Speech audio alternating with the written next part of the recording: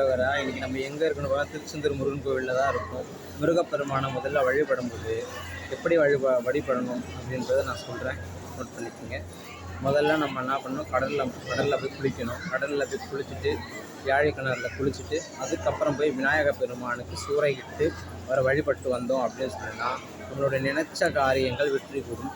சூறையிடும்போது சூறை தேங்காய் எப்படியெல்லாம் உடையுதோ அது போல் நம்மளுடைய வினைகள்லாம் அகண்டு போகின்றது ஐதீகம். அது மட்டும் இல்லைங்க, ரெண்டாவதாக பார்த்தீங்கன்னா இந்த மூவர் சமாதியும் இருக்குது. மூவர் சமாதிக்கிட்ட போயிட்டு அவங்களுடைய அருள் ஆசையை பெற்று அதுக்கப்புறம் மூன்றாவதாக யாரை பார்க்கணும் அப்படின்னு நினைக்கிறீங்கன்னா முருகப்பெருமானை வழிபடலாம். முருகப்பெருமானை வழிபட்டுட்டு அதுக்கப்புறம் நீங்கள் நாலாவதாக யாரை வழிபடணும் அப்படின்னா வள்ளியம்மை நீங்கள் வழிபட்டீங்க அப்படின்னு சொன்னால் மிகவும் சிறப்பு. ஏன் சிறப்பு வள்ளியம்மை வழிபடணும் அப்படின்னு சொன்னீங்கன்னா, வள்ளியம்மை முருகப்பெருமான் அவரை நான் அடைய வேண்டும் அப்படின்ட்டு பிரம்மதேவரை அவங்க நோக்கி தவம் இருந்த இடம் தான் அந்த வள்ளி குகை.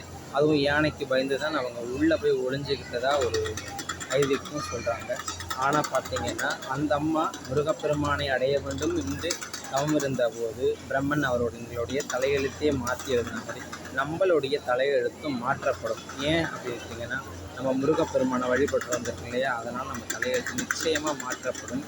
ஒரு விஷயம், நீங்கள் முருகப்பெருமானை வழிபடும் பொழுது தன்னுடைய மனதை ஒருநிலைப்படுத்தி நம்முடைய ஆத்மாவை அவரிடம் அன்பை செலுத்தி விட்டோம் அப்படின்னு நீங்கள் சொன்னீங்கன்னா, அவருடைய அன்பை நம்மேல் செலுத்தி நமக்குள் ஒரு புத்துணர்வை தந்து நம்மளை நல்வழிப்படுத்துவார் அப்படின்றது ஐதீகம்.